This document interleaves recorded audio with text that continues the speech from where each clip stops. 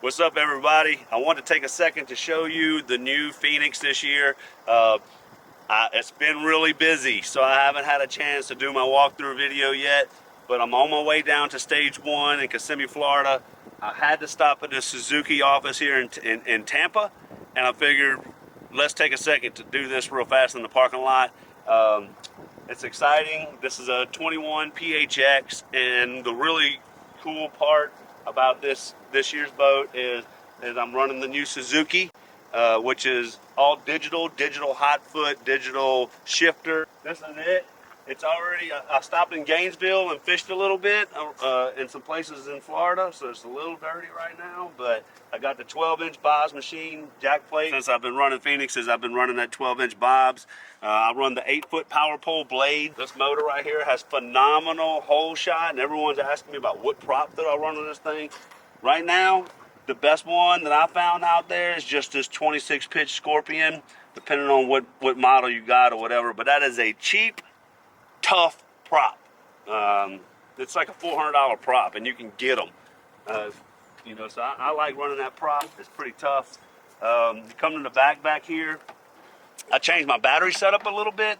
So last year I ran Monster Marine Lithiums and lots of success. This year I changed it. Instead of running 3 40 amp hour batteries, I'm running 2 73 amp hour Monster Marine, and I'm running these in parallel. So I have 36 volt system.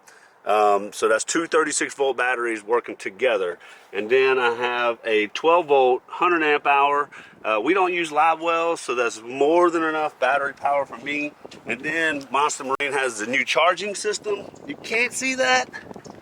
Basically, it's connected. My 36 volt system and my 12 volt system's connected, and it acts like a voltage relay in there. It can manage power. It's going to charge from the motor back to the batteries, and then if I have an issue, if I kill my cranking battery, all I gotta do is push a button, and the 36 volt system will jump the motor off just by pushing a button. If I leave the button pushed, it will trickle charge or charge my cranking battery. And say I jump the engine off to get where I'm going, and I fish, and I'm like, well, golly, I killed my cranking battery. I could just leave that button pushed, and it will continue to charge my battery while I fish, so I don't have to keep jump starting it. So it's a really cool, simple charging system. I run 4 graphs, active target, and everything, and one lithium 100 amp hour has been sufficient for me. So that DD26 stuff, I bought those 3 seasons ago. It's my 3rd season with those. That's the transom saver I use and the steering stops that I use. You get over here, and I got the super stick foot pole that I always mount on the back. We're down here in Florida. There's a good chance I'll need that. I got the Lowrance .1 that I put right here. And I run a pretty standard setup. 2 12s at the console, 2 12s at the bow. And the reason I do this is because I want redundancy. If I would have some sort of issue, I got 2 units here and 2 units on the front. So just in case something goes wrong, which they don't often do, but if they do, I'm not depending on 1 unit. I'll see some guys with just a single unit here and a single unit there. You're not going to catch me doing that, because if I have a problem, I want that backup. We got the Suzuki SMG gauge, which tells us all our information. What's really cool about this gauge is if I would have some sort of engine code pop up, they have a scan code that I can scan with my phone, and it will send it straight to my dealer, and my dealer already knows if I'm having an issue, what the issue is before I ever get there. Really cool system. Of course, that's all integrated with my Lowrance units, so I can overlay all of my engine data on my Lowrance units. Very simple, easy, user-friendly stuff. Getting over here to the shifter. So this is all digital. There's no resistance at all. It's just electronic, and this is the way everyone's going. This is a more reliable system. You don't have, in the past, I've had those big cables going to the back. They get hung up, or you can feel that tension in that shifter. I actually had one bending, get stuck on me one time. This is digital, and what's cool about this is we have a digital foot pedal down here as well. But I can select whether I want to use just this or just that. It defaults to this, but I can just hit the select button on the side and use this if I'm gonna make a long run. I'll use this. If I want to do a lot of idling, I use this when I'm graphing for fish and things like that, or if I'm in a really long idle zone, I can just put this thing in gear and I don't have to worry about the hot foot. There's a bunch of other situations where I've used it for, like if I want to sit up in the seat to see up high and I don't have to reach my foot to the hot. We're down in Florida. If I'm gonna run around within all these vegetation filled areas, I can get up on the seat and look over and not have to worry about having my foot on the digital foot pedal. I can just use this shifter. So gives me a lot of options. There was one year where I broke my spring on a hot foot, and I was left to where I couldn't even operate my engine. So again, this is redundancy. If the digital foot pedal fails, I got back up here and I'm not relying on one thing. Of course, this boat has heated seats. That was something that came out new last year that we fell in love with. Didn't realize how much we would love it until we had it. And we had a lot of cold tournaments last year and it was really nice. Another cool feature in this year's boat, we put in a wet sound audio system. So they got this really cool display right here. This is a pretty cheap, easy to install system that sounds really good. And I got one speaker back there behind the digital foot pedal, and I got one over here on the side.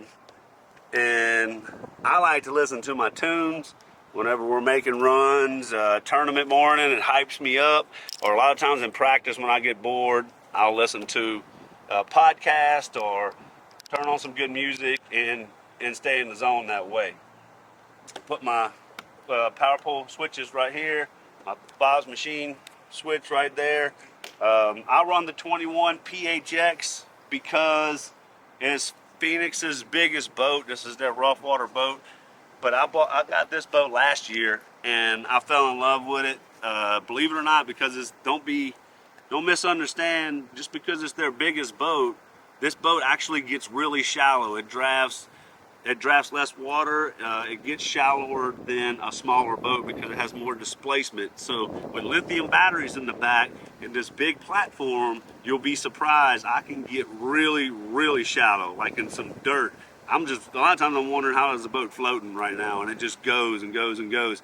And I love it. The size of the boat, it doesn't swing around as much. When we was fishing on Grand Lake last year for the Red Crest, I was going in and out of a ton of docks. Those smaller boats they're lighter, so they tend to swing around a lot more.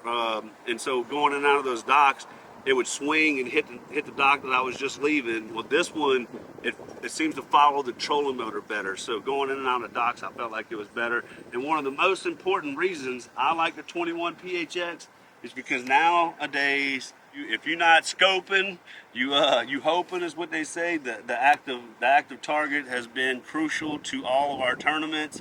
And when we get up there in the northern part of the country and we're using our forward-facing sonar to find fish, this does not work if it's not in the water. So if you're getting some choppy waves and I'm out there in 2 and 3 foot seas trying to use my active target, if you get in some of those boats, they're lighter on the front. It's harder to keep this transducer in the water. Well, this big 21 PHX is the flattest, most stable sitting boat in rough water, and it helps me keep this transducer in the water.